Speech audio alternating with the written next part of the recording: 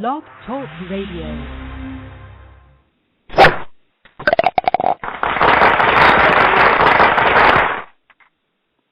Well, good evening, everybody, and welcome to Golf Talk Live. I'm your host, Ted Odorico, and tonight we're going to cover women in golf. And in order to do that effectively, I have gathered 4 seasoned professionals to join me this evening. But first, let me just make a couple of quick points. I know that my guests this evening are on a little bit of a time restraint, so I won't take too much time up front. But if those of you that are listening to the program, that are tuning in live and want to call into the program and speak to the guests at any point, the number to call is 646-716-4667, or you can email me at ted.golftalklive@gmail.com, or you can follow Golf Talk Live on facebook.com/golftalkliveblog, and the website is up now, www.golftalkliveblog.com, so you can go there and get some information on the program as well. As I said, I've got 4 seasoned professionals joining me this evening, and so let me introduce them. First off, a returning guest who was actually my very first guest on Golf Talk Live, Nicole Weller. And as you remember, she was the head teaching professional at the Landings Club in Savannah, Georgia. And joining her will be Nancy Henderson, president of the LPGA Foundation and executive director of the LPGA Teaching and Club Professionals. And also joining her will be Carol Preisinger, director of instruction at Kiawah Island Club in Kiawah, South Carolina.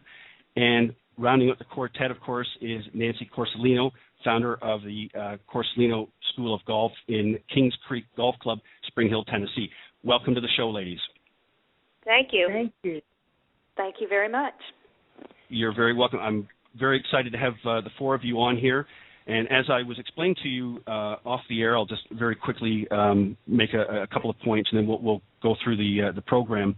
I really am a big proponent of women in golf, and I've always been a big supporter. And as I said, even though it was not meant as a joke, I have my mother to thank for that. My mother was obviously a very important person in my life, and obviously still is, and she has always been there when I've needed her, and has always taught me from a very early age that very important roles that women play in society, and sometimes are often underappreciated. And I sort of made a pact with myself and her that if I ever had the opportunity to do my part, whether it be through this broadcast or elsewhere, that I would always be a big supporter of women in whatever they do. So this is one of the reasons I wanted to have you on the program. And as I mentioned to you off air, because we have 2 Nancys on the program, I'm going to refer to Nancy Henderson, obviously, as Nancy H, and Nancy Quarcelino as Nancy Q for the program, just so we can keep the names straight. Nancy H, I'm going to start with you, obviously, as president of the LPGA Foundation. Before I ask you to just tell a little bit about the foundation, just a couple things I wanted to read. By the way, the website for the foundation is lpgafoundation.org, for any of you that want to visit the website and sort of get some information. I just wanted to quickly read a couple of things directly from the website. First off is the welcome message to the foundation. That's the LPGA Foundation supports women and young people through programs and initiatives aimed at empowering them through the game of golf since its founding. The LPGA Foundation has touched more than 100,000 lives through various scholarship and financial assistance programs, along with its flagship junior golf program, the LPGA USGA Girls Golf. And, of course, your mission is to empower and support girls and women through the development and humanitarian golf initiatives. I know it was established in 91 as a nonprofit 501c3. Just give my listeners just a little bit more information as to some of the different things, and I want to do sort of focus on, of course, your flagship junior program a little bit, but just sort of start off, if you will, Nancy H, and just sort of let the listeners know a little bit more about the foundation and some of the different ways that they can get involved. Sure, absolutely. Well, first of all, the LPGA was, established because of 13 amazing women who had a dream, basically to play professional golf. And I don't have to tell you what an amazing, thought that was back in 1950 when the LPGA was established. But, we're here today because of those 13 women who had this dream of turning their passion for golf into their golf career. And, the LPGA is now the largest and longest-standing women's professional sports organization in the world. It's made up of not only the tours but also the teaching and club professional memberships. And as you just said, the LPGA Foundation, which, came along a little bit later, but It really has three different areas to the foundation. First is our scholarships, which we award scholarships to girls to help them, basically get to college and continue their dream of playing golf. And we have three different scholarships, which is the Dinah Shore Scholarship, the Marilyn Smith Scholarship, which are one of our founders who's still alive and is very active, takes care of that scholarship and makes sure that we have enough funding to award significant dollars to girls, and also our Phyllis Meekin Scholarship. So 3 different scholarships that we award to girls, plus we have our Dolores Hope Financial Assistance Fund, which we are able to help those in the golf industry who have need and have had some sort of, catastrophic illness or injury or something where they need help, and we're able to help them with that. And then, as you said, probably our major initiative is our LPGA USGA Girls Golf Program, which is over 25 years old, and we've partnered with the USGA, and we'll have introduced 30,000 girls to the game of golf through our Girls Golf Program. And not only do we teach them the game of golf, but we prepare and inspire them for the game of life through our 5 E's of girls golf. So it's more than just teaching them golf. It's really empowering, enriching, engaging them in their communities, exercising their minds and bodies, and, of course, energizing them through golf, which is a game that we all love. Right. What are some of the ways that the foundation recruits or encourages some of the participants, to participate in the various programs? Obviously you mentioned through the school and college programs and things like that, but are there other things that are going across the, globally, obviously now, I guess, as golf has expanded, that you're doing that help sort of draw, future participants, I guess, into the programs? Yeah, absolutely. Our girls golf program, as you said, we just opened our first international girls golf program in Korea, and we're very excited to be introducing girls, in Korea to golf through there. But we have over 300 sites in the U.S., and those sites take girls from the ages of 7 to 17 and really introduce them to golf. They may or may not become the next Morgan Pressel, who, by the way, was an alumni from our girls golf program. But they know that they'll have golf in their life, and it's something that, maybe at a later stage in their life or when they're in the business world, they can, have that golf and still use it to their benefit to network and basically just help them along the way. That's for sure. Just to give, I guess, an example to the listeners here, how can they get involved in supporting the foundation? What are some of the things that they can do to support the LPGA Foundation? Yeah, they can volunteer their time to help out one of our girls' golf sites, because obviously a lot of those that have taken up the game have taken it up later in life, so they would be great role models to those girls. They can go to LPGA.com and click on the LPGA Foundation and our girls' golf site to donate. Actually, if they donate $10, that $10 actually will support a girl for 1 year through our program. And then they can also support girls golf by making a donation to any one of the financial assistance or to our scholarships online. So, there's a lot of ways that they can engage in girls and make sure that, the game of golf is, if they are passionate about it, they can share that passion with a lot of the girls out there. Right. And I'd just like to talk a little bit more about your flagship program. Just maybe, if you don't mind, just expand a little bit more on it. What's involved in it, and how does it work, and that sort of, and how do people become involved in that? Sure, absolutely. Like I said, we have about 300 sites all over the country. You can actually go to LPGA.com and search for a site near you. So if you're a parent out there or a grandparent out there and you have a daughter or a granddaughter that you'd like to introduce to golf, for every 10 juniors that take up the game, 8 of them are boys and 2 of them are girls. And what we found is if we put them in a girls-only environment where we take those 2 little girls, they tend to turn into 4 little girls or 6 little girls or 8 little girls. Right. So you can find a site near you by going to LPGA.com and enter, one of your girls into our program. And, basically it's a game that they can enjoy for their lifetime. Certainly, but, yeah, I mean, as I said, I've always been a big proponent of of women in golf, and I know there's a lot of fantastic junior programs, and I know that I'm sure all of you are involved. Let's bring some of the others in. Nicole, I know that you've done a lot of junior programs at your facility up in the Lannings Club, and Carol, I know that you've got some junior programs and things like that. I'm going to throw a question out there, and I want all of you to really sort of jump in and give your thoughts and views. But what are some of the areas, obviously, in golf, and I'm talking about specifically in golf, that women tend to excel more so than men, and a little bit vice versa? I mean, obviously we know men tend to focus more on the power game and things like that, but what areas of the game do you think that most women tend to, from your experiences, tend to focus on? What areas are more apt to be where they're going to excel?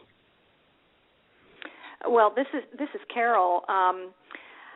I think that women have an ability to be much more accurate than men, but that's probably because they're not creating as much club head speed. And on that note, the women really want to learn how to hit it farther, because whether, a lot of people agree and disagree as far as how important distance is to the game, but that's one thing women want. They want to hit it farther. And I think that we find with junior girls, it's, especially if they want to compete when they get into their teen years, they need to learn how to get distance off the tee box. Absolutely. This is Nancy Q. I'll add on to that by saying that a lot of the ladies that we teach, they are very accurate. They are going to hit it straight down. They're not going to hit it far enough to go offline. They do want distance, but they also want to do it correctly. And so when I see, and I do a lot of clinics, they want to know every nuance. They want to do everything right. They don't want to hold anybody up. They want to make sure they know the rules. They want to make sure they know the etiquette. And so they do see more of the big picture of golf than most of the men do. The men are just going to go out, and they're going to go out and enjoy and play with their buddies, and they're going to learn that way, where the women will not want to get out there until it's ready. And so what we have to do is we have to push them to the golf course sooner than what they would rather want to go. I know from my own experience, obviously I teach as well, and pardon me, one of the things that I've noticed a lot in the difference, just from my own personal experiences, is men tend to want to carry that bragging right of hitting it further and that sort of thing. And I think, as you said, all of you have really mentioned that the women tend to be more diligent in learning the game and actually are a little apprehensive at first about getting, and I've noticed that as well, that they want to get out in the practice range and things like that and do and work on different aspects of the game, but when it actually gets out to playing around, they're a little bit more apprehensive about putting that, bringing it all together and putting it in that great round. So what are some of the things that you do to encourage them, to give them that little nudge? Anyone can chime in. Ted, this is Nicole, and, you were mentioning, the guys wanting to get out and just hit it really far. I ended up being co-captain of the boys' high school team, but I certainly didn't do it by hitting it far. So there are definitely other ways to play the game, and, that there are a lot of ways to get it in the hole. So I think that's an important part. But, getting the women out there, and, I've learned, watching Nancy's programs and learning from her as a mentor and seeing what people are doing. But we do a PGA Get Golf Ready program, and it is exploding. I think with women, too, they love the social aspect, and that's a cool thing because they can draw more of their friends in. We just had a group of 6 moms go through Get Golf Ready 1, and now they're going into 2, and there are 4 other people, and they're all getting their friends in. So I think the gelling of, ladies wanting to do it as a buddy system is a great way to get more people in, and also true for girls golf as well. Absolutely.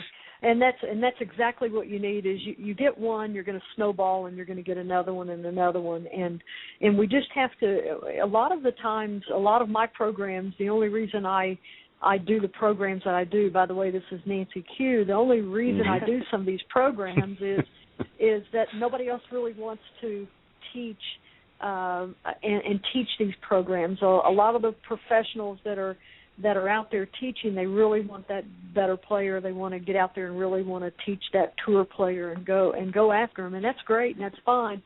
It's just that the market is so needed to have these women get out there and play. They're the ones that are going to spend the money. They are the ones that are going to decide if the family's going to join a golf course and go play with their family. They're the ones that open up the purse strings and make this whole golf business work. And so if you can get the juniors involved, and then get the women involved, then the men are going to be very happy because they're going to be able to play.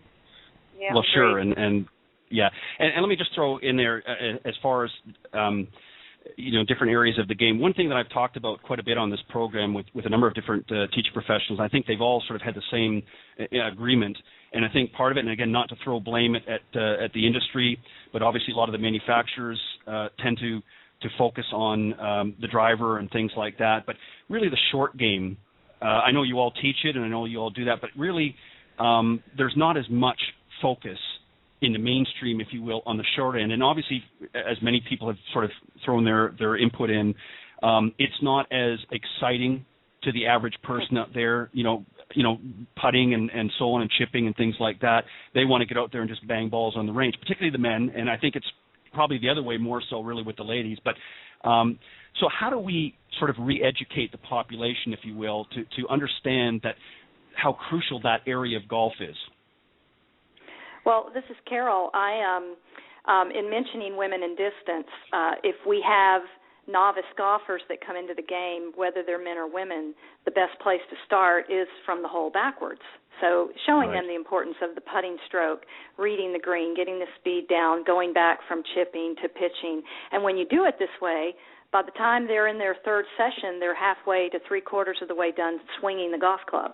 So it's much easier to go that route. But one of the things that I stole from my buddy Nicole is an idea of the practice with a purpose classes, not just practice, but having practice with a purpose.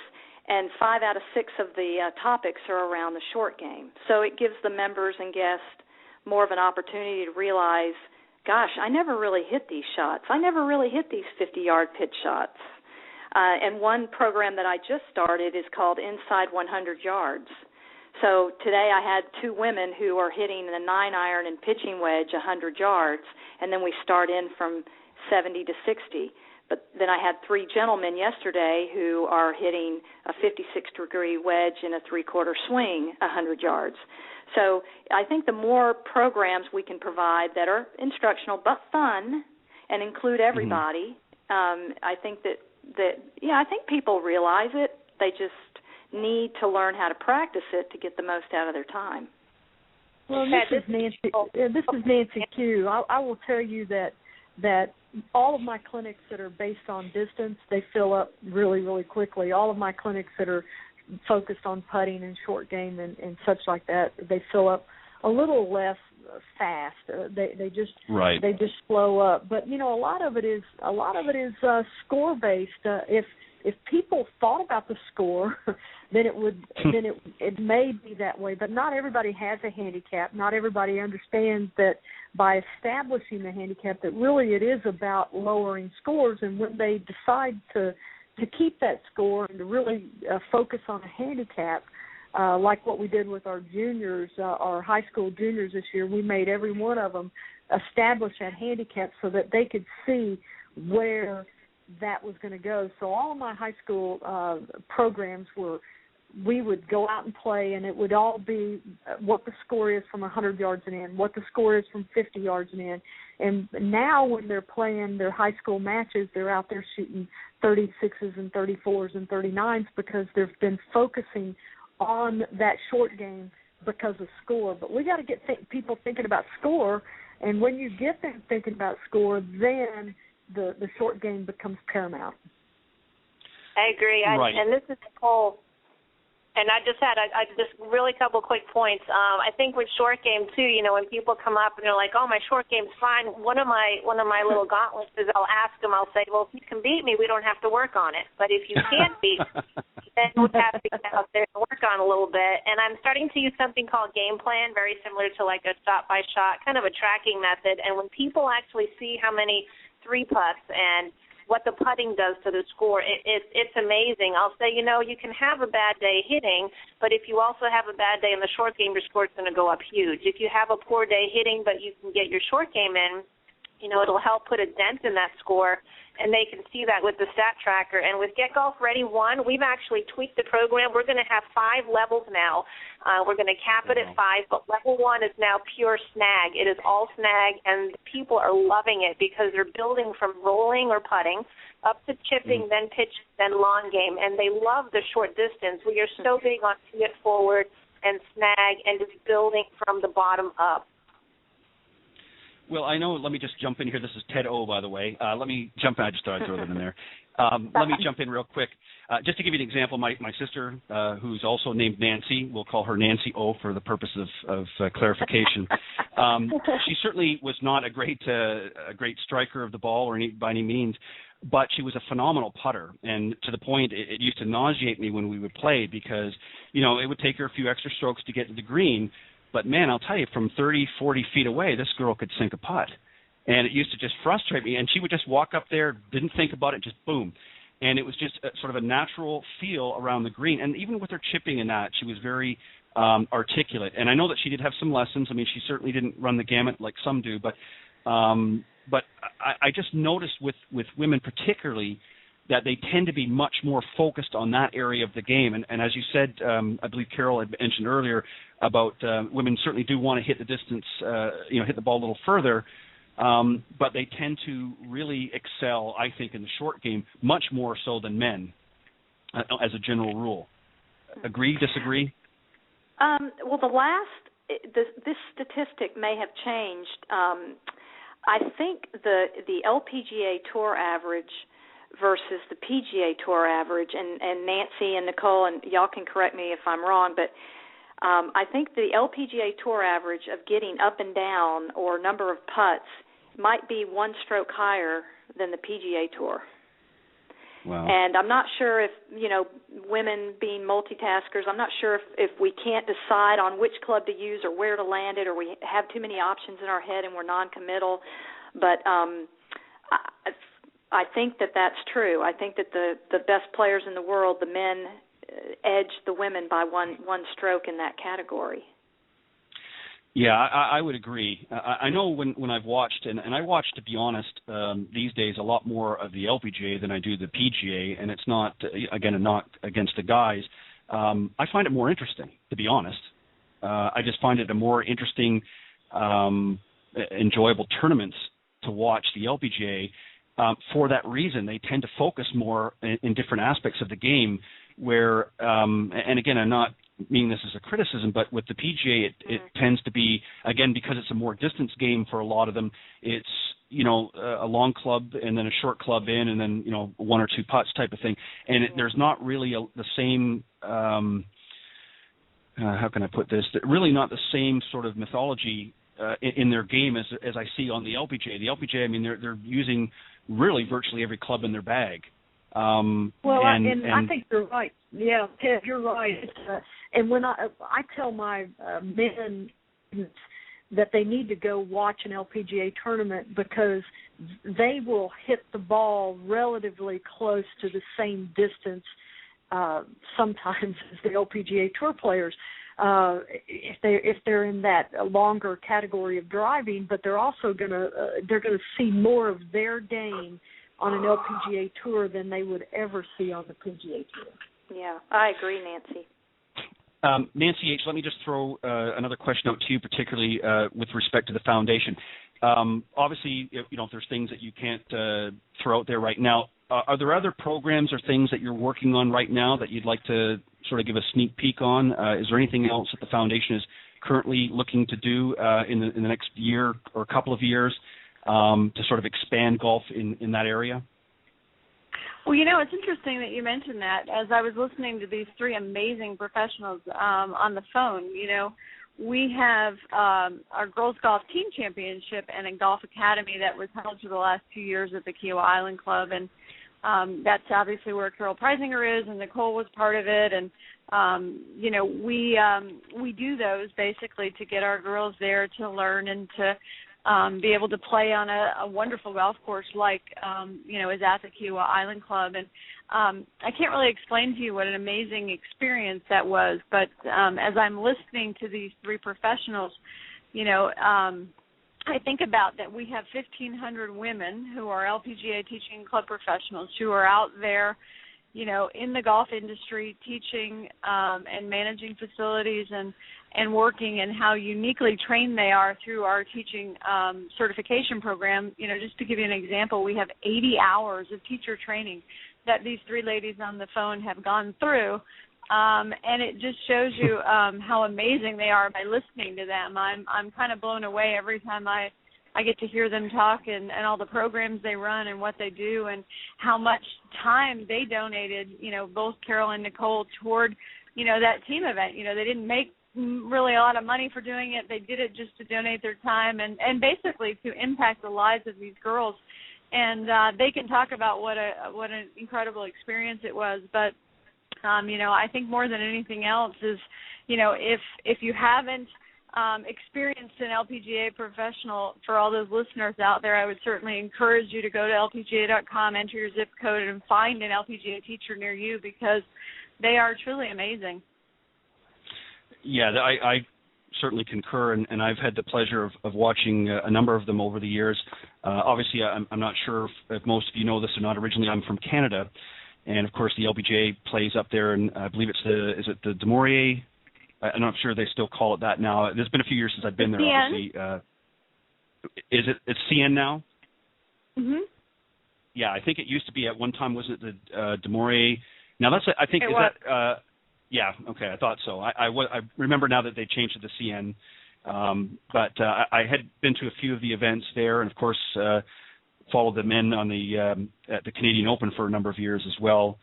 But obviously I haven't been watching that. I watch more of it on TV now. But I know there were some great ladies that were up there. I remember the one year particularly that Annika Sorenstam came up, and it was just, it blew me away, just the abilities that this young lady, and she was obviously a little younger at the time, but just the abilities that she had in playing, and how, you want to talk to somebody, and I want to ask this question to all of you right now, about the mental side of golf. I know that I was reading here on one of your sites, and I believe it was Nancy Q, if I'm not mistaken, or no, pardon me, it's Carol that offers some mental game golf workshops. Expand a little bit about that, and then I'd like to get some feedback from all of you about the mental side of golf and how important that is. Well, I was at a teaching summit when I met a guy named Bobby Foster, and he had modified the personality profile of the DISC model to golf performance. And Nicole's very familiar with it. Nicole's actually the expert. I believe she utilizes that more than I do. But it's a resource that Bobby provides through the web, and anybody can take the profile, and it talks about who you can identify with certain male and female tour players that have the same personality style as you do. Are you dominant? Are you imaginative and inspirational? Are you strategic and steady, or are you conscientious and maybe you think too much? So when you take a profile on the DISC model for golf, it will tell you, what your strengths are and what you tend to do to get in your own way out there on the golf course. So it's nice to have experts in the field that provide their, services as a resource to give to your students. Another, which Nancy Q and Nicole are familiar with, is Dr. Rick Jensen, who we've had at a lot of our LPGA seminars, he's got a terrific presentation and program and a certification program. But, we just try to utilize our industry colleagues and resources to share this information to help our students play better. And this is Nicole. I would definitely agree with everything Carol said, are wonderful resources, and we've enjoyed having a lot of those people in for seminars. And my background, my master's degree is in sports psychology, so it became really helpful when I came into the golf industry, and I do a lot of that with students. And we just had our LPGA Summit in Colorado, which was fantastic, ladies. Really good job, Carol and Nancy H. And I am so blown away by what I'm going to be doing, studying under Tim Creamer. And he does the Spirit of Golf, which is actually, Ted, kind of turning the game more into an emotional study rather than a mental study. Right. So, right. You know, how emotion, what a kind of emotional state of mind you're in, or state of body you're in or feeling, it's going to be great. So I can't wait to start going into that. It's a whole untapped field that's becoming really big. But to me, 95% of the game is mental. You don't do anything until you're ready to. And then 5% is the shot. I think what we see with amateurs is like 80% is, the shot, and they don't spend as much time on the mental part of it. So, you don't do anything until you get your intention going. So you have to, what does Pia and Lynn say? You have to pay attention to your intention. That's right. Pia Nielsen and Lynn Marriott with Vision 54, phenomenal mental, spiritual, and also the summit that Nicole just mentioned, our LPGA National Teaching and Coaching Summit. We had Dr. Deborah Graham speak, who runs a mental program called Golf Psych. So there's a lot out there to help people think better or think less, or think about the right thing. This is Nancy Q. I'll chime in. I have the mental golf profile workshop as well, but I've also for many years studied under someone that is doing with the LPGA and partnering with the LPGA, Dr. Greg Steinberg. He was with me for probably 15 years ago and studied under him a lot, but also just recently under Steve Yellen with Quiet Mind. And I cannot tell you, Quiet Mind, the program that I've just witnessed with him over the winter was just incredible to really take, when you're getting ready to hit a golf shot, to really not focus on those swing thoughts that we're giving you, but trying to get you more into the target, but really to quiet the signal from you deciding what you're going to do and how you're going to make this shot happening to going on and happen. And I actually had a beginner golfer in front of me when I was studying with Steve, and she had some quirky, real quick, jerky moves, and as soon as Steve got a hold of her and started giving her a couple of the series of challenges for her to really quiet her mind, I saw this swing just become, instead of this jerky motion, become just as fluid as could be, and all of a sudden just hit the shot of her life, and she kept hitting it. And it's amazing when you can pick on and get through the mental side of somebody, but look at all these programs that we mentioned, and there's just not one, there's many, many that you can learn from. Your listeners are going to really, it's going to blow their mind away to play. It's great to have the instruction and great to have the help, of course, the mechanics, but to let it go when you go play golf, it's really incredible. And we would be remiss to not mention Dr. Debbie Cruz, who is out at Arizona State University. She has a new program called Think Golf, THINQ. Is that correct? Yeah, that's correct. It is a tough one too. And she's also written a book, Energy. She's phenomenal. So there's so many resources out there, but the women are very good at this. Yeah, and if anybody, any listeners forget, feel free to email one of us, and we'd be happy to give some resources. Exactly. Sure. And actually, what I'm going to do is I got to take just a short little pause here for a second, ladies. So just hold tight here. I just need to play a short clip. I want to let my listeners in on a great gift item, really. It's called the In Your Face View Base. I don't know if you're familiar with it, ladies, at all, but it's a view base for smartphones, iPhones that you can clip either to a golf cart or golf bag so that your phone isn't sliding all over the place. Let me just play this quick clip, and we'll be right back. Hi, this is Ted from Golf Talk Live.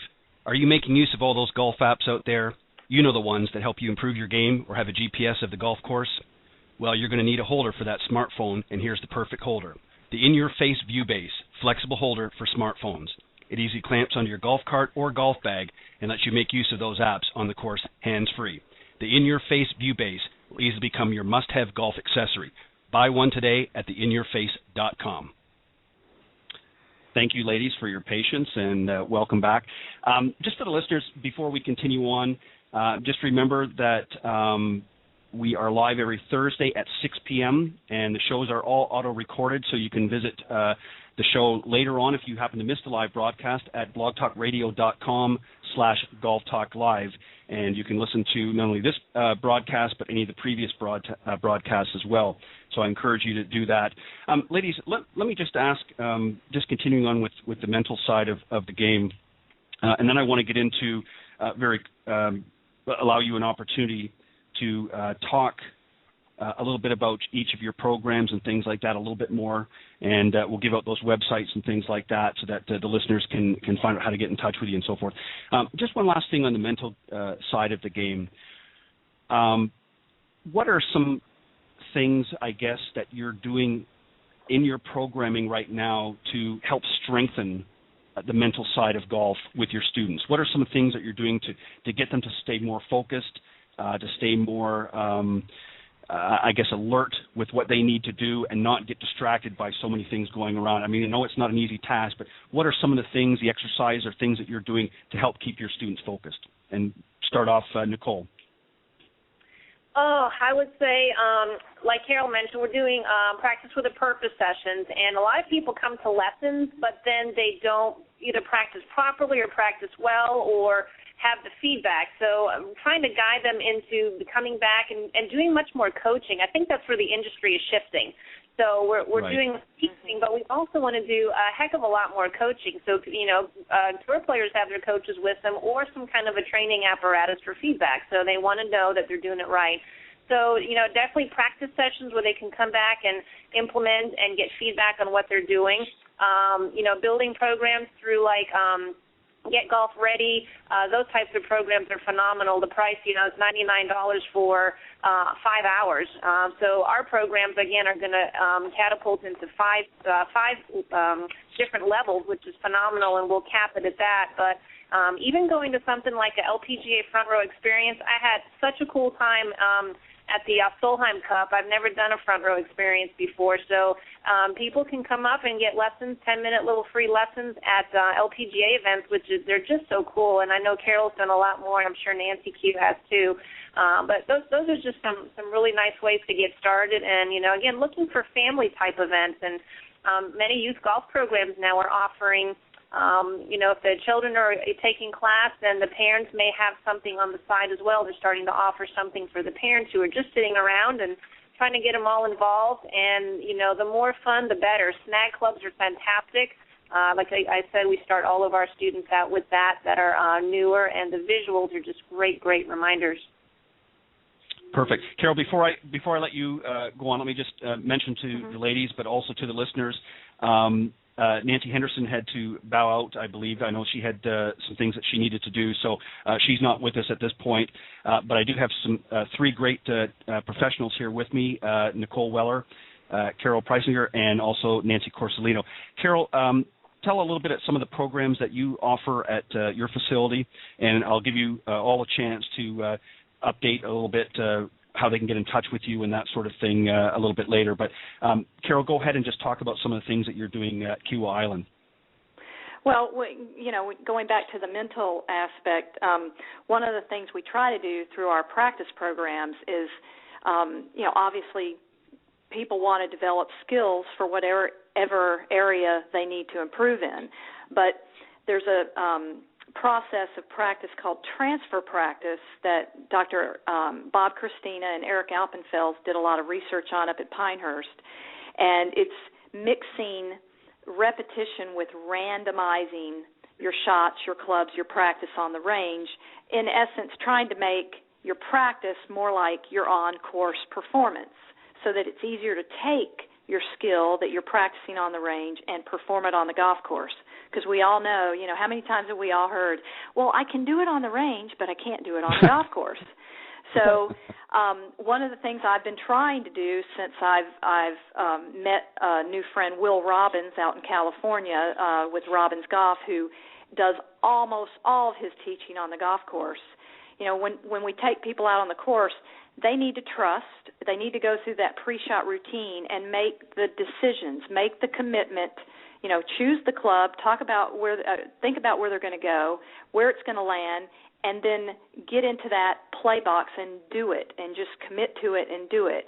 And I think I think it takes both transferring your practice on the range and then being able to go out on the course and just committing mentally to doing it physically.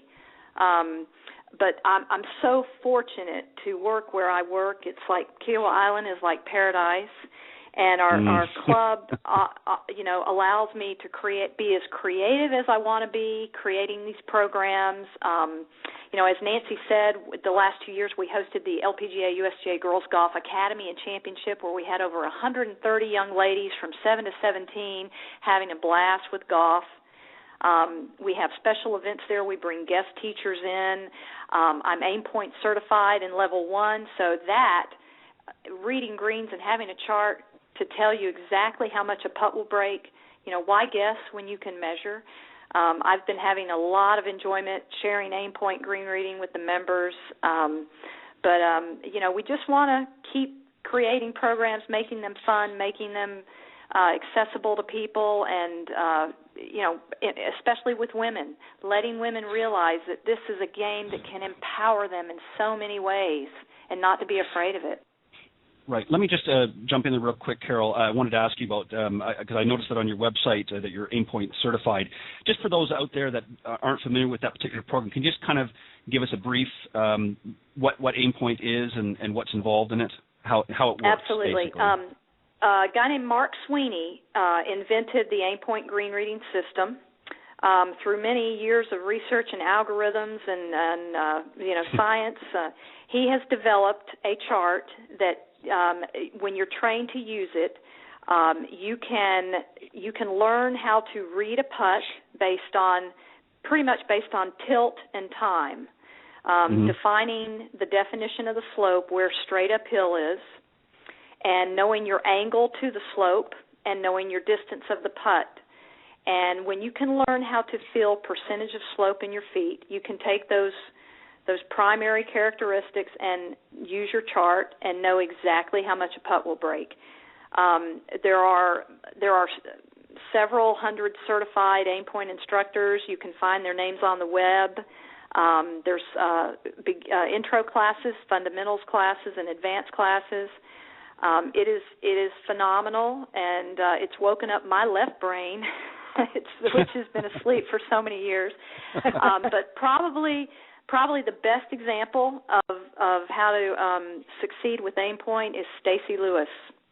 Mm-hmm. She is a huge user of aim point, and her teacher Joe Hallett, they have really rocked the world with aim point, and it's helped Stacy reach a number one position on the tour, in the player in the world, and it's done wonders for her game, so it can do wonders for anybody's game. And mine. Perfect. Nancy Q, I'll let you talk a little bit about the School of Golf out in Spring Hill, Tennessee. Absolutely. Well, we're just a little bit outside of Nashville, Tennessee, and of course that's country music capital of the world. Mm-hmm. So, absolutely a great city, a lot of fun, and a lot of great golfers as well. I've been here since 1986, since when the Sara Lee Classic, the LPGA tournament, was at Hermitage Golf Course, where I was the head pro.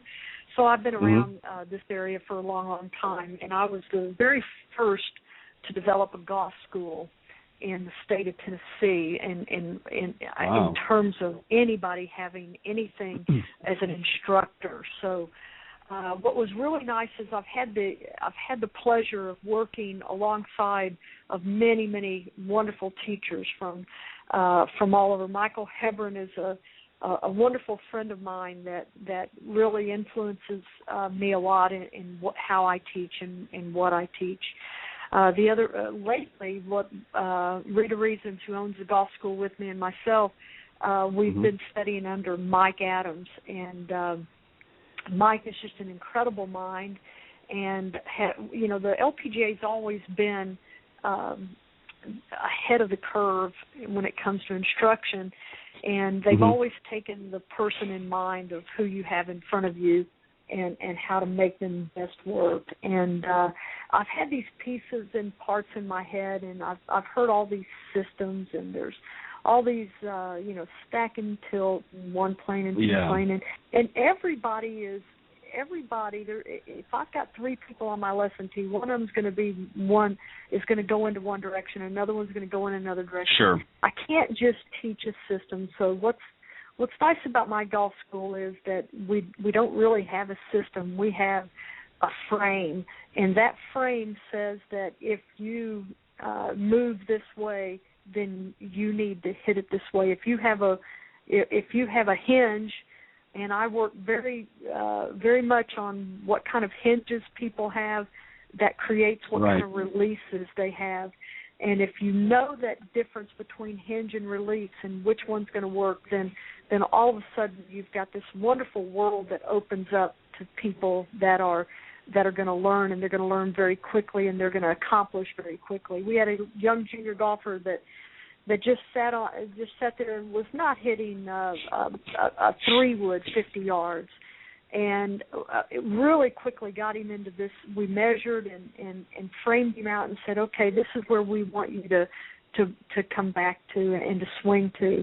Well, the next day we get a phone call from the mother at the end of the middle school round, where the young man shot 39, and he hit the 3-wood like 4 times as far as he ever had. Wow. And all of a sudden it really just everything clicked.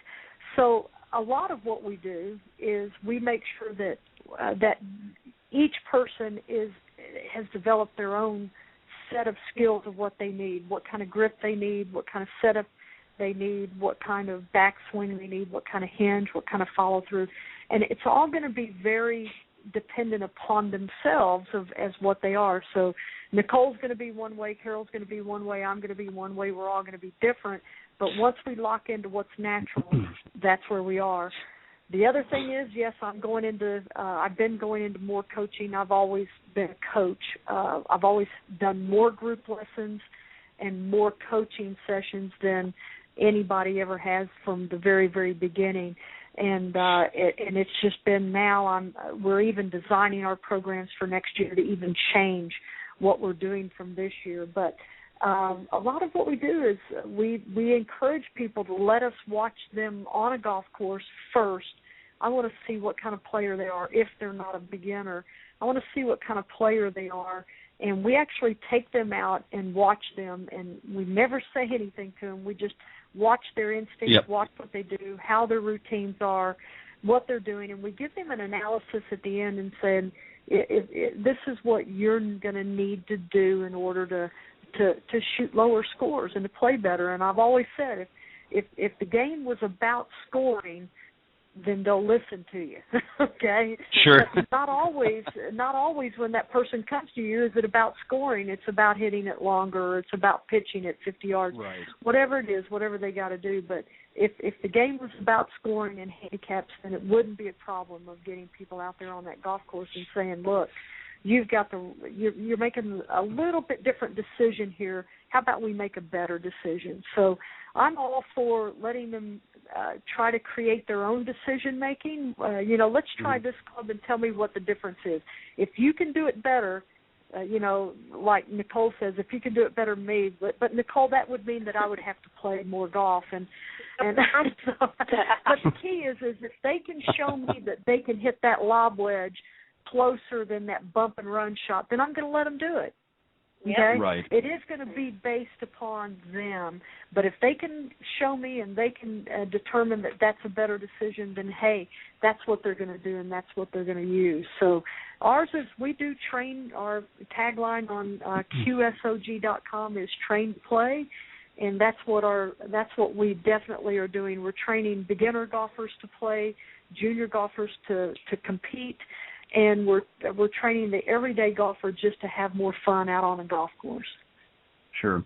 Let me just touch on a point that you said, and actually you all have really sort of alluded to this, but Nancy, you had just mentioned everybody's swing is different. Everybody is different in how they approach the game. And I understand exactly what you were saying about the different programs that are out there.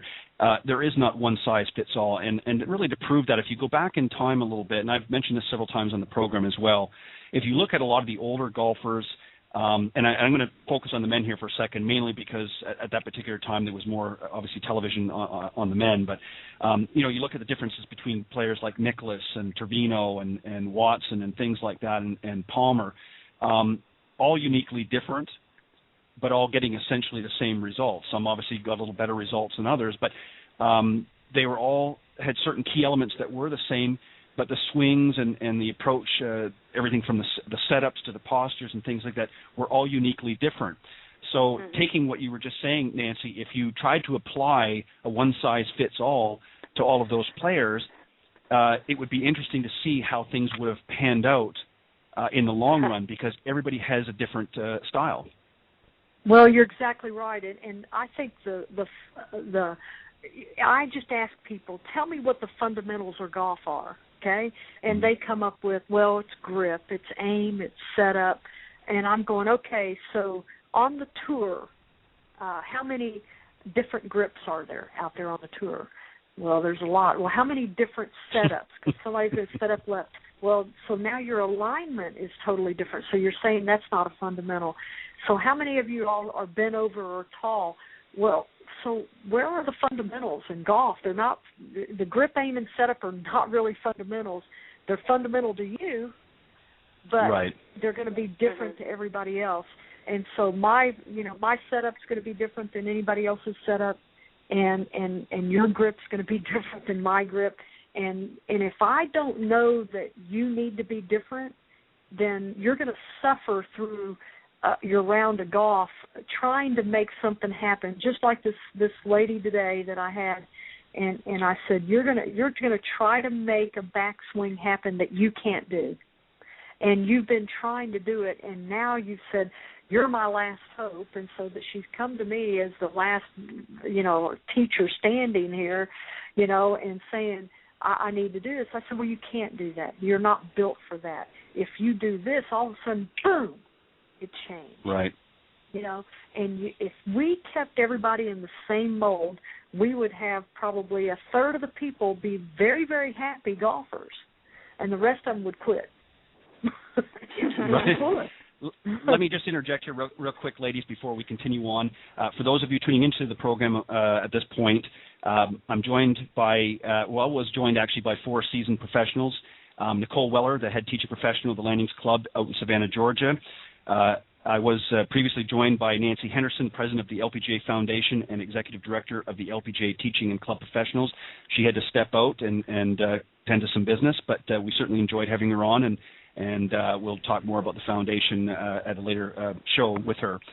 Carol Preisinger, Director of Instruction at the Kiawah Island Club in Kiawah Island, South Carolina, and, of course, Nancy Quarcelino, founder of the Nancy Quarcelino School of Golf at Kings Creek Golf Club in Spring Hill, Tennessee. Ladies, let me just say this, that I thoroughly enjoy having you on the program. And we're not quite done yet. I got you for a few more minutes here yet before I'm going to let you go. But I enjoy having you on the program. It certainly has been informative. And, I think one of the things that, I want to really instill to my listeners is golf is a very unique game compared to many. I mean, it can be a team effort when you're playing in things like the Ryder Cup and Solheim Cups and things like that. But it's really a very individual sport. And it's the type of thing that it really mimics life in so many ways. There's a lot of up and down challenges that we face, and besides the up and down undulations of the greens, of course. But that's why we want to get involved with Aim Point and help that end of it out. But what I want to ask you, ladies, is some of the areas of golf that really need more focus on. What are some of the areas besides the playing end of it that really need to be focused on, particularly towards women? What areas do need to be improved upon? What areas do you feel have got a good stronghold? But primarily, what areas in the game need to pay more attention, shall we say, for lack of better words, for women? Ted, this is Nicole. I think definitely looking at club fitting. Clubs are continuously improving, but making sure we get clubs into people's hands that are easy to use and make it user-friendly. I tend to steer people into a Tour Edge set that has 7 pieces in it. Bag, head covers, great price, good product, but something that's much easier to use. And I also think just, kind of getting out there and practicing and doing it with scrimmaging. Nancy was talking about doing more coaching, but people don't scrimmage enough. They don't introduce themselves to the game and to sewing different parts of the game together. They just work in individual blocks and repetition. So getting out there and doing more scrimmaging at the range, on the course, and looking into some equipment that gets you off to a really good start. Excellent point. Let me just add this to – sorry, go ahead. Go ahead, I'm sorry, please. Ted. No, I was just going to reiterate what Nicole said because it's, we need to get manufacturers to give better support to women's golf clubs and the fitting carts because women are just as different than the men, the way they, not just their personalities and the way they process information, but the way they're anatomically built or whether they have, physical limitations. So these things are important in club fitting, and if we can't get the clubs that fit the women in their hands, they're not going to be encouraged to play the game. And the only other thing is we just have to open the doors at every golf club, whether it's the municipal down the street or the private club, and make it more inviting and welcoming to everyone, to the women, because they are a little timid when they get around. They think they have to be perfect, and, we just need to do a better job of that. Well, let me tell you from my own personal, I agree 1,000% with what you just said, Carol. And, one of the things that I'll be honest, I've played golf for a number of years. I'm going to be 50 next year, Ike. It's hard to believe, but yes, I'm going to be 50 next year. Been there, gray done hair that. makes me look. I don't want to know. I'm not. Please. Listen, one thing my mother told me never ask, and I have no intentions of throwing myself under the bus here, ladies. But I played for quite a number of years. I was introduced to golf at a very, very early age, and really started getting involved into it when I was about 6 or 7 years old. But I'll be honest, I've played with a lot of my buddies back home over the years, and played. I always enjoyed actually going to a course. And just sort of jumping in, with a twosome or threesome that was there and sort of adding on. And I'll be honest, I enjoyed actually playing many times with the ladies. They were a lot more fun. The guys, and don't get me wrong, I love competition. I think it's great, and I'm not trying to sound like an old softy here, but I just enjoyed it. It was more fun. We had a lot more laughs, and it just was a more enjoyable round of golf, in my opinion. If I want to get out and get serious, I prefer to play by myself because a lot of my buddies, they're actually too much of a distraction at times, and I don't always, and I enjoy it, don't get me wrong, but once in a while it's, kind of nice to leave the boys at home and let them do their thing, and I'm going to go and do my thing, but anyways, I've always enjoyed, playing with the ladies at the courses, but that's a very valid point, though. Do you think, ladies, that that's still a major hurdle in golf today with a lot of the courses out there, even despite the recessions that have gone on here in the last several years? Is that still a big hurdle for women? Is getting through the door? I wish it wasn't. I mean, I really do. I wish that. I mean, the PGA and the LPGA have been hounded about,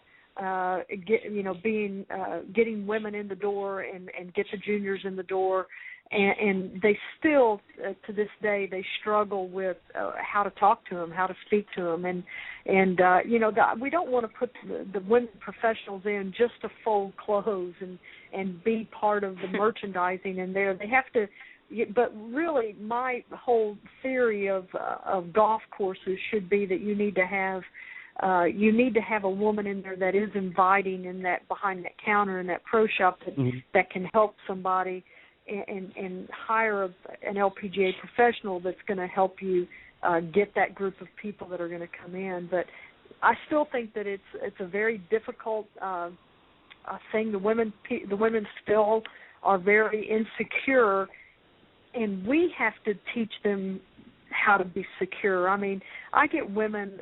The women came with a 20-year-old set the other day, the grips were so slick, the club was going to fall out of their hand, and I made the boyfriend go get a new set of grips on there. Well, that's going to cost $140. I said, that's right, go get them on there, because he would never hit with that kind of grip.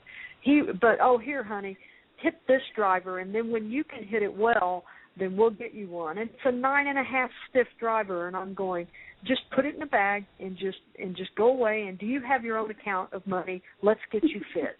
Yeah. And we have to train women. We have to train women to be more aggressive as to what they want. I mean, they are the ones that are going to open up the purse strings and buy. But the men are still going to be influenced and saying, oh, your set of clubs is fine. Well, if it was, maybe they would play better. And what is it, the cart before the horse? What is it? Right. Is it better clubs or is it a better game? And that's our job, is to really figure out, do they really have the right ones and the right equipment? And then do you have the right person in front of you that's going to help you train and learn how to play golf? And again, I go back to just what happens is that this lady came to me and said I was the last straw, because every person that came to her never addressed what she wanted. Here's what I want, but they never gave it to her. And you know what? That's what customer service is. What do you want? Here, let me get it for you. Yeah, you've got to make. Go ahead, Ted. Sorry, Ted. No, I was just going to add to that. I was going to say, attitude is everything, and you're right. I think if I was to coin a phrase, that I think a lot of the pro shops out there could probably use a makeover, number one, because I know when I go in there, a lot of them are very ill-equipped to really deal with women. They've got a few things in the corner and maybe a couple of outfits and that sort of thing, but really a lot of them are still gearing primarily to the men, and it is a very intimidating for a lot of women that are coming in there, especially when you've got somebody behind the counter that is sort of in a, and I'll be honest, I mean, I've walked in myself, and some of them are in a posture that's really a little intimidating, and you're going in there and it's predominantly men standing around, talking and shooting and gossiping and things like that. So I can certainly understand for women there's a certain intimidation, where if you had, as you said, Nancy, maybe some women behind the counter, it would be more inviting, and I guarantee the pro shops would look a heck of a lot better too. So that's just my 2 cents of the. It's really a no-brainer, and you gals are 100% right. And this is again one of the reasons I wanted to have you on the program, and I want to continue on with this theme for many more shows. And I won't get into it on air right now, because I mentioned this to you off air, and I really want you ladies to think about what I proposed. And I'm certainly interested in some ideas and getting others involved in it as well. But I think it would be a worthwhile venture for me to do, and I'm 100% behind it and willing to do my part of it. So I'd like you gals to think about that and, get back to me either collectively or through one spokesperson. That's fine. And, I would certainly be willing to do that, because I think it's an area of golf that's still is very stagnant. I mean, it's making great leaps and bounds compared to what it was 20, 30 years ago, but it's still an area that really needs to move forward, and I would be willing to do whatever I can to help that happen.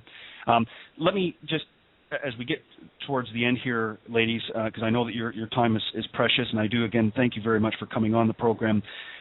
Nicole, we'll start with, Nicole, I'm going to end with you, if you don't mind. Okay. Nancy, let's very quickly run through the website and that again. How can people get in touch with you, and where can they get a hold of you, that sort of thing? And we'll just run through that, and then Carol, we'll move to you next. Absolutely. My website is the letter QSOG.com. Q is the spelling of my last name, Quarcelino, right. So don't try to look that up. But QSOG.com, that's my website.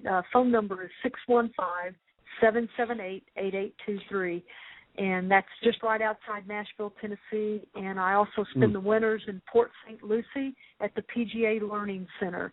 So I go down there and head down there the 1st of November, and I stay till the end of March there.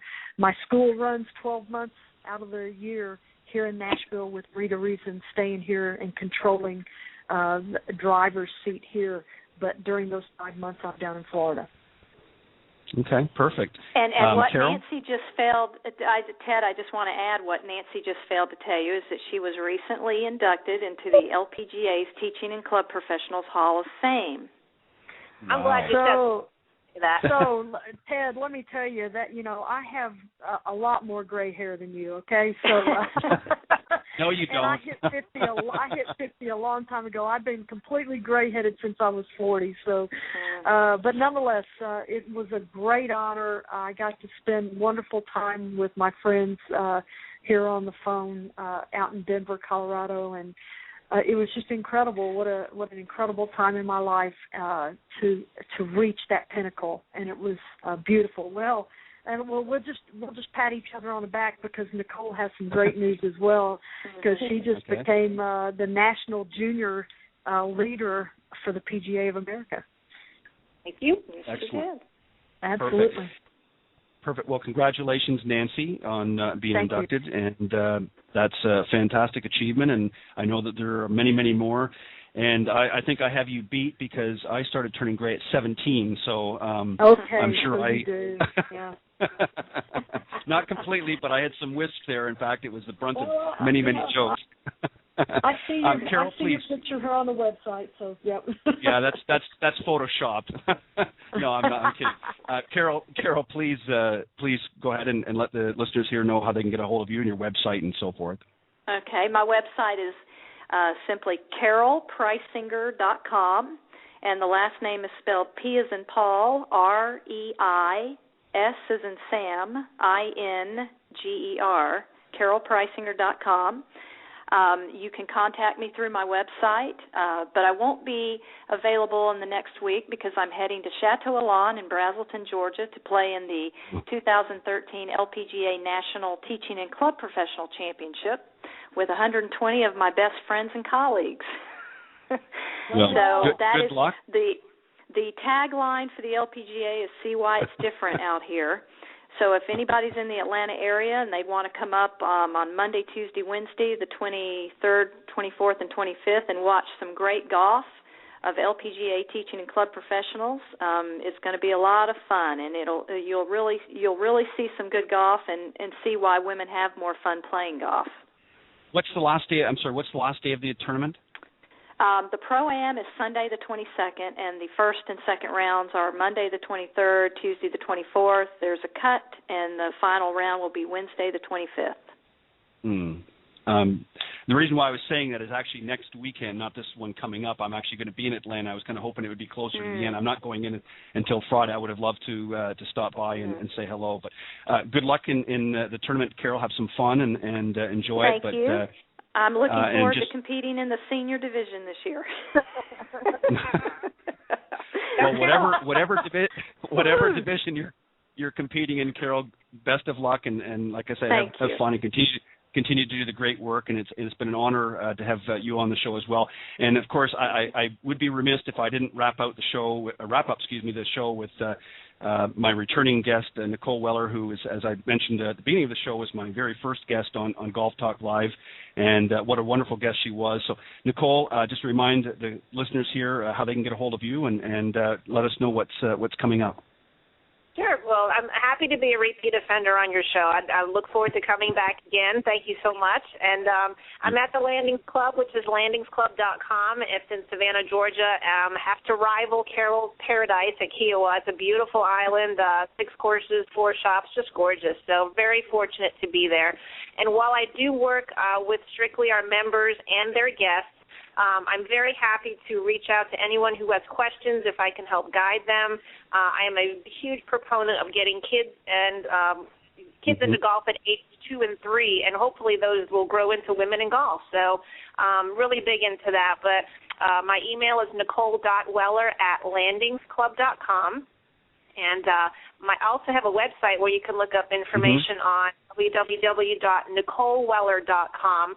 I have my children's book on there, and I have a brand-new project that's starting to get going. Not even Carol and Nancy know about it yet, so hopefully I'll have that on the website as soon as it's produced. It's going to be so exciting, but to have some information there, so feel free to reach me through there, and I also have a page of resources, especially for young children. So. Perfect. One last thing, Nicole, I want you to very briefly talk about. We don't have a lot of time, but I mentioned earlier in the broadcast about the Lindt Chocolate Golf Clinic. When is that coming about, and will I be receiving a personal invitation to that first clinic? Everybody's invited here on the show. Carol, come on down. I'd love to have Nancy. Come on, Ted. But it's coming not soon enough. We're going to plan something in early December. And last year I had the Lindt Chocolate Rep come to our neighborhood and do this really cool RSVP party. So I'm going to be doing that with the members. So we're going to have a little golf clinic and practice, and then we're going to taste chocolate. I can't wait. And we might even try to pair some wine with it. So who knows where that will go. But it's going to be quite fun and extremely good chocolate. Last year I ordered enough to last me for the year, so it was really good. Oh, wow. Perfect. Well, there'll be a little bit. Yes. Ted, I've heard a rumor that if you take a lesson from Nicole Weller, you can pay her in chocolate. And I know exactly what chocolate. Yeah, I know exactly. I know exactly what to get her. That's perfect. Well, ladies, I just want to, again, thank you very, very much for being on the program.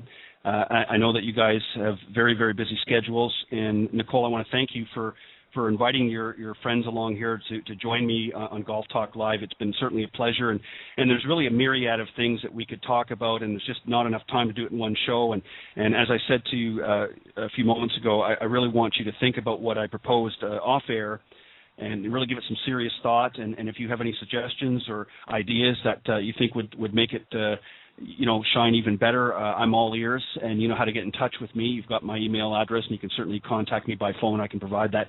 One last thing, ladies, that I'm going to ask for you to do, if I can. Nicole did send me some information, but if you could individually send it to me, it'd be great. I obviously, as I mentioned at the beginning of the show, I have a website up now for the program, golftalkliveblog.com. I'm going to be featuring, I know Nicole, that you have your book, and I believe, Carol, you either had a book or DVD that was available. Nancy, I believe you also have something. I am, as a courtesy to my guests, I'm putting up that information on my website, so I just need whatever link if somebody wants to purchase your book. If you have a JPEG of the cover of book or DVD, that's fine as well. And also a profile shot. Not a strike your pose in action shot like Nicole sent me, but you can. I'm only kidding. It was a good picture, actually. I'm only teasing. But send me a profile picture, and I'm going to put that up under my website so that the viewers and listeners, rather, of this program that want to check out the website will have access to your website links, and also to any books or so forth that you're offering. They can go directly from my site as well to make that purchase if they're so inclined. So please forward that information, if you will, when it's convenient for you, and I will get that up as quickly as I can. And Nicole, I haven't had a chance, unfortunately, to do yours, but I will get that up as soon as possible. But just something I want to do as sorry, go ahead. I have a new picture coming your way. I was doing a photo shoot Monday, and the humidity fogged up all the cameras, so we had to stop. But I will have a new picture coming your way. The picture was fine. I'm only teasing. It was actually a very good picture. But that would be great. But ladies, please do that, and send that off to me. Thank you so much for doing that. Not a problem. And as I said, I look forward to having you guys. You guys have an open invitation to come back anytime that you want. I would love to do many, many more of these, and as I said, we'll hopefully be able to talk and put something together for the new year, as I discussed off air. I'm serious about that. I would really love to do that and do my part in help spreading the word. And also, if any of you have somebody that you know that's in the clothing end, particularly obviously in women's clothing, golf apparel, that you think might be interested in sharing that information, forward my information to them, or have them contact me, what have you. I would certainly like to have them on the program as well. So anybody else, any of your fellow teacher professionals that would like to come on the program, by all means, they have an open invitation as well. I'm also, ladies, if you can participate, one final thing, if you can participate in the new year also, Nicole, I think I mentioned this to you before, I'm going to be starting a segment called Coach's Corner, where I'm going to have a couple of coaches on the program at one time, and we'll take some calls and things like that, and see if we can help some people on air. So if you're interested in participating on that, you have an open invitation to that as well, and that's going to be starting sometime a little bit later in January once Christmas and things are behind it. And I'm certainly not going to conflict with any Lindt chocolate golf clinics or anything like that. So, but keep that in mind as well, ladies. Great. I'd certainly love to have your participation in it. I know that you're, as I said, very seasoned professionals. Again, thank you very, very much for coming on Golf Talk Live. And I'm going to wrap up a few minutes on my own. But, ladies, enjoy the rest of your evening. Good luck next week, Carol. Thank you. Thank you very much. Thank you. Thanks very much. My pleasure. Thanks, Nicole. You're very welcome. All right. Take care, ladies. Good night. Good night. Good night. Good night. Good night. Okay, so for those of you that tune in towards the end here, I had a lot of great guests this evening. I actually had 4 guests. My first guest was obviously my returning guest, Nicole Weller, who is head teaching professional at the Landings Club in Savannah, Georgia, and she's got a lot of great things coming up there. And if you're interested in getting in touch with her, there's a number of ways. You can get in touch with her through NicoleWeller.com, or you can get in touch with her at the Landings Club. Nancy Henderson, who was with us earlier in the program, is the president of the LPGA Foundation and the executive director of the LPGA Teaching and Club Professionals, and talked a little bit about the foundation. I certainly want to have her back on when she has a little bit more time. I know she had a lot of things going on this evening, and I appreciate the time that she did allow for us. So Nancy, if you happen to be listening in at some point, again, thank you very, very much for coming on the program. I appreciate you giving us this time. And Carol Preisinger, Director of Instruction at the Kiawah Island Club in Kiawah Island, South Carolina. A lot of great things happening there as well. And Carol, I hope I'll get an invitation out to your facility as well. Certainly want to enjoy playing some golf there. And, of course, I would be remiss, but my final and wonderful guest, Nancy Quarcelino, the founder of Nancy Quarcelino School of Golf out at Kings Creek Golf Club in Spring Hill, Tennessee. Certainly a well-rounded group of ladies and professionals. And I just want to congratulate again Nancy for being inducted into the LPGA Teachers and Club Professionals Hall of Fame. Congratulations. And congratulations to all of you, and good luck again, Carol, next week in the tournament. For those of you that want to listen to the full broadcast, you can go to, in a little bit when it loads up, you can go to blogtalkradio.com/Golf Talk Live, and you can listen to this or any of the other previous broadcasts on the recorded version.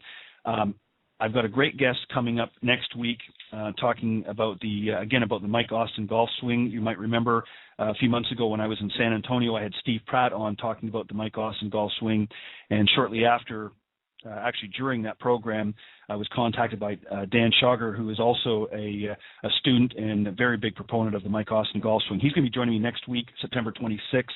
On here on Golf Talk Live. October 3rd, I'm going to be joined by John Dunnigan. He's a PGA Master Professional and the 2012 PGA Philadelphia Section Junior Golf Leader and the 2008 PGA Philadelphia Section Teacher of the Year, as well as the Director of Coaching at the White Manor Country Club in Malvern, Pennsylvania. He's going to be joining me here on Golf Talk Live October 3rd. And as you may recall, a few weeks back, I had a group on here from Ontic Golf. And I know you've heard me say this a few times now, and I posted on my various media sites that we had some technical difficulties. But the group from Ontic Golf, the president co-founder Bernie Pinder, has rescheduled, and they are going to be coming back on the show October 24th. Bernie actually is going to start out the program, and then Dr. Greg Ortman and also Barry Goldstein, who's involved with Ontic Golf, are going to be coming on the program. Actually, Dr. Greg Ortman is going to be coming on talking about a book that he recently sent me on October 10th. He's going to be doing the show Golfology. We're going to talk a little bit about his book when he comes here on October 10th. So a lot of great guests coming up in the weeks to come. So I hope you continue to tune in and listen to Golf Talk Live. And hopefully we'll get some calls happening. The number, remember, is area code 646-716-4667. You can also email me at ted.golftalklive@gmail.com. Certainly appreciate it if you would follow what's going on here on Facebook. It's facebook.com/Golf Talk Live blog. You can also reach me on Twitter. My Twitter handle is Tedenbach CEO. And, of course, the website, which is now up, is the Golf Talk Live blog. It's at www.golftalkliveblog.com. And as I mentioned in the program, I'm going to have a lot of my guests' information up there, so you can certainly get in touch with them if you wish, or if they've got books and CDs available, you'll be able to actually click on and go right to the site to purchase right from my site. So thank you very, very much for tuning in this evening. That's going to end our show. And I just, again, want to thank the ladies for joining me this evening. Had a great show, thoroughly enjoyed the conversation, and I look forward to having each and every one of you back on, not only as a group, but perhaps individually. Thank you very much, everybody, and thanks for tuning in. Take care.